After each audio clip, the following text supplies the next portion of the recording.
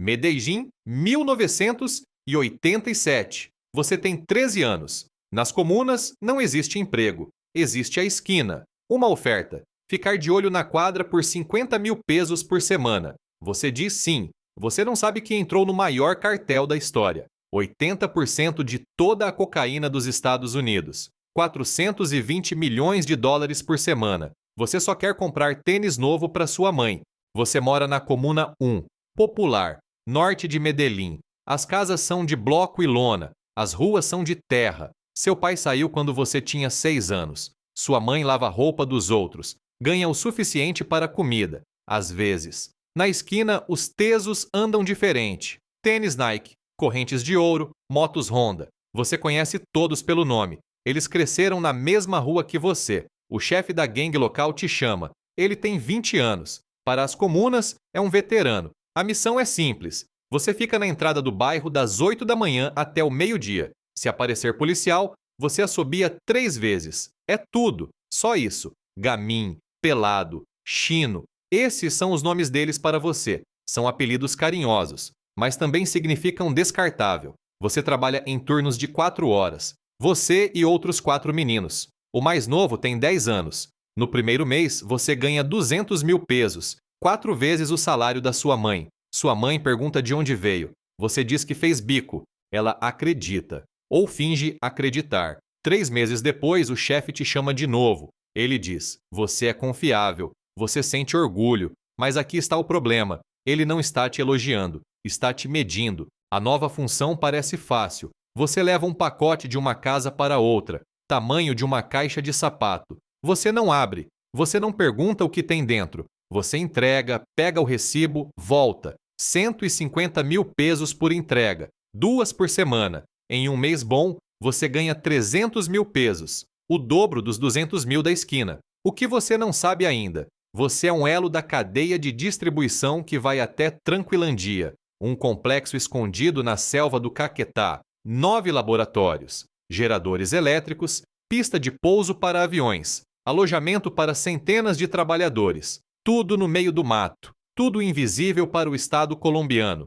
Um dia, a polícia para você na rua. Você não tem nada. Hoje você não tem nada. O policial te olha de cima a baixo. Te deixa ir. Seu coração ainda bate rápido quando você chega em casa. Você pensa, preciso ser mais cuidadoso. Você não pensa, preciso sair disso. Essa diferença vai definir os próximos anos da sua vida. Você tem 16 anos quando La Kika te nota. Dandeni Munhoz Mosquera, filho de pastor, filho de policial, 14 irmãos. Cresceu a 2 quarteirões de você. Agora ele é chefe de sicários do cartel. La Kika não recruta todo mundo. Ele olha nos olhos. Os que não piscam, ele chama de volta. Você não piscou. O treinamento dura 3 semanas. Não é oficial. Não tem nome. É um grupo de 6 garotos num galpão no norte de Medellín. Você aprende a montar e desmontar uma pistola Colt .38 no escuro. Você aprende a andar de moto sem capacete na chuva. 2 na moto. Um pilota.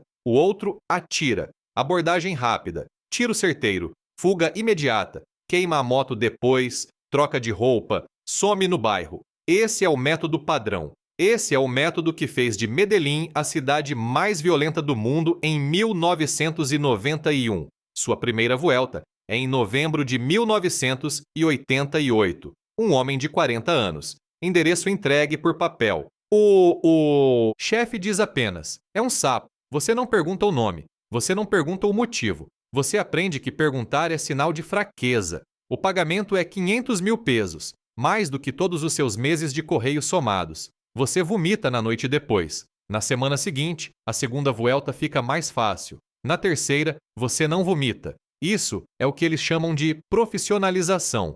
Com 17 anos, você é profissional. Você recebe as missões diretamente de La Kika ou de um intermediário. Você nunca fala com Escobar. Você não sabe o nome da maioria das pessoas acima de você. Isso é proposital. Compartimentação. Se te prenderem, você só pode entregar quem está abaixo ou ao lado. O pagamento escala com o alvo. Assassinato de rival ou civil desconhecido, 1 milhão de pesos. Assassinato de policial, 2 milhões de pesos. Assassinato de juiz ou político, até 4 milhões de pesos. 4 milhões de pesos. Mais do que a maioria dos colombianos ganha em 2 anos. O risco sobe, o dinheiro sobe junto.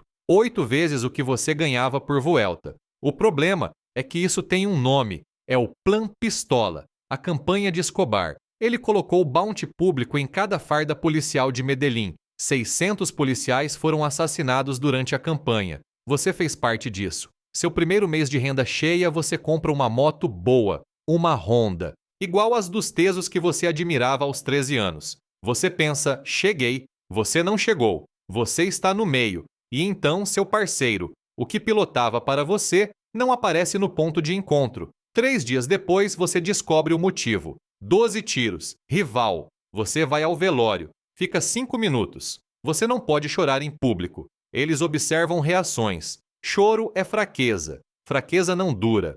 Popeye confessou 300 assassinatos pessoais. João Jairo Velásquez Vázquez, lugartenente direto de Escobar, guarda-costas, coordenador de missões, braço direito. Ele chegou igual a você. Quando você sobe para chefe de grupo, a função muda. Você não vai mais nas vueltas. Você monta as equipes. Você recebe o contrato dos lugartenentes. Você escolhe quem vai, quem pilota, quem atira. Se a missão falha, é você que responde. A renda sobe para 5 milhões de pesos por mês, 5 vezes o 1 milhão por Vuelta que você recebia como sicário. Os riscos sobem na mesma proporção. Você sabe nomes, você sabe operações, você sabe demais. E no cartel, saber demais tem um preço. Você treina os recrutas novos, garotos de 15, 16 anos. Você os avalia como La Kika te avaliou. Você olha nos olhos. Os que não piscam, você marca. Você olha para eles e por uma fração de segundo pensa, esses eram você, há 3 anos. Depois para de pensar. Pensar demais também tem um preço. La Kika gerenciava campos de treinamento em Medellín, transformava adolescentes em profissionais em semanas. Em 1994, um tribunal federal americano condenou La Kika a 10 penas de prisão perpétua consecutivas. Você ainda está solto, mas você sabe, é questão de tempo. Chegar a lugartenente significa uma coisa: Escobar sabe seu nome. Não é metáfora, é literal. El Patrón sabia o nome de cada um dos seus homens de confiança. Sabia onde moravam, sabia o nome das esposas, dos filhos. Isso era lealdade e também era controle. Popeye descreveu com precisão. Você não trabalhava para Escobar, você pertencia a Escobar. Sua renda mensal agora ultrapassa 20 milhões de pesos, 4 vezes os 5 milhões do cargo anterior. O que um médico leva 1 ano para ganhar, você faz em 30 dias. Você tem carro, apartamento em bairro de classe média, mas seu número de celular está no telefone de El Patrón. Isso torna você um alvo de primeira linha. Plata o plomo, prata ou chumbo. Você entrega o dinheiro com uma mão, com a outra segura o revólver. A maioria aceita a prata. Os que não aceitam recebem o chumbo. Ministros, juízes, generais, candidatos presidenciais.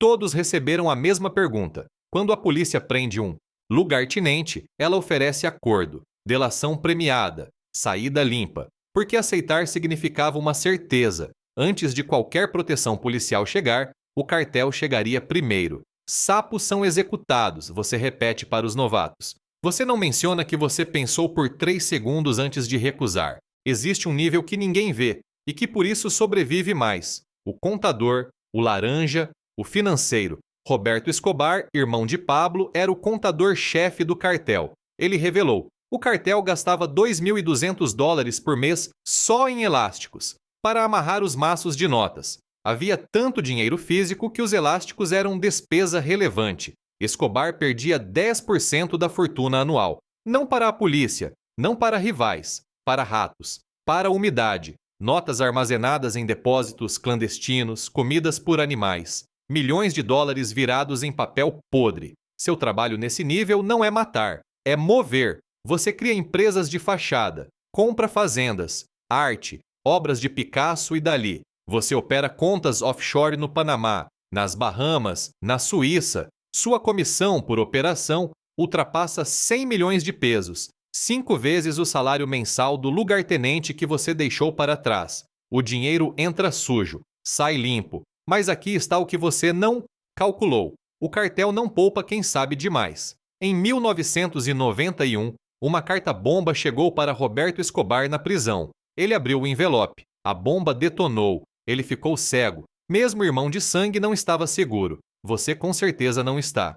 Pablo Emílio Escobar Gaviria, El Patrón, El Doctor. Você não chega até ele. Ele chega até você. Nascido em 1949. Começou contrabandeando cigarros. Depois pasta de coca. Em 1976, ele e 3 sócios formaram o cartel, uma rede de traficantes semi-autônomos que pagavam percentual a Escobar pelo uso das rotas. O cartel controlava 80 a 96% de toda a cocaína que entrava nos Estados Unidos. 15 toneladas por dia no pico da operação. Custo de produção, $1.500 o quilo em Medellín.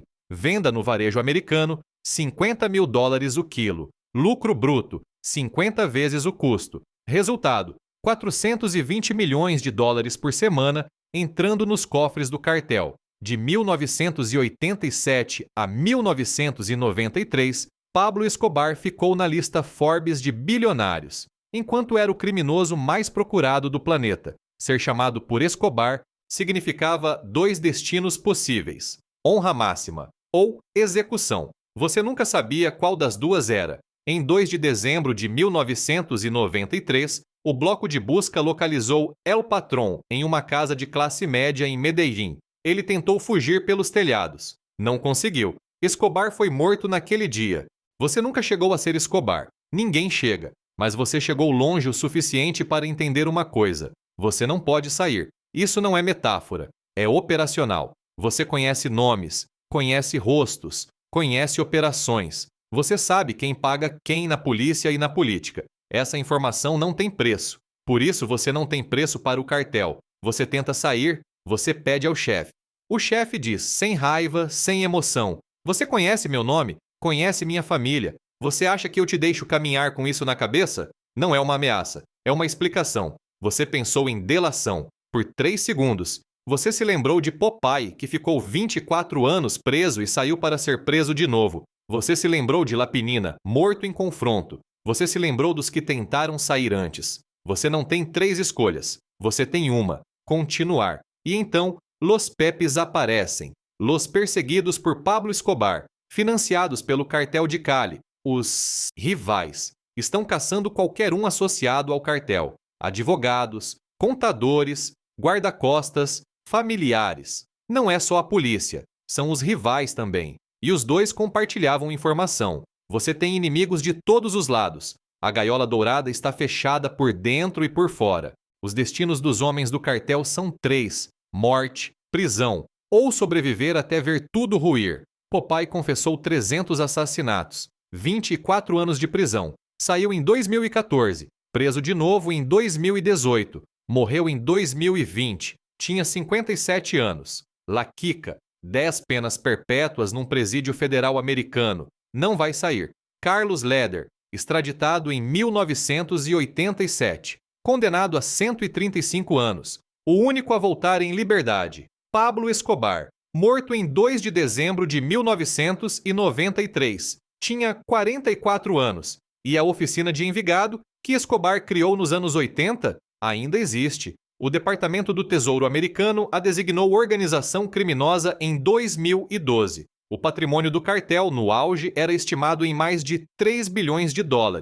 A organização sobreviveu ao homem que a criou. Os métodos, as rotas, o modelo sicário criado em Medellín se espalhou para Missani, o México, para o Brasil, para o mundo. Você que entrou aos 13 anos para comprar tênis para sua mãe. Você que só queria ficar de olho na esquina por uma semana. Você não existe mais como pessoa. Você é um posto, uma função, um ativo. E quando você não for mais útil? Não existe aposentadoria aqui. Só os 3 destinos. Medellín, hoje. A Hacienda Nápoles virou parque temático. Turistas tiram foto com os hipopótamos que Escobar trouxe. Nas comunas do norte, outro garoto de 13 anos recebe outra oferta. A lógica é a mesma. Ficar de olho na quadra. Só uma semana. Não é perigoso. Ele aceita. Ele não sabe que está entrando na mesma estrutura que formou Lapinina, que formou La Kika, que formou Popeye, que formou você. Ele acha que é diferente,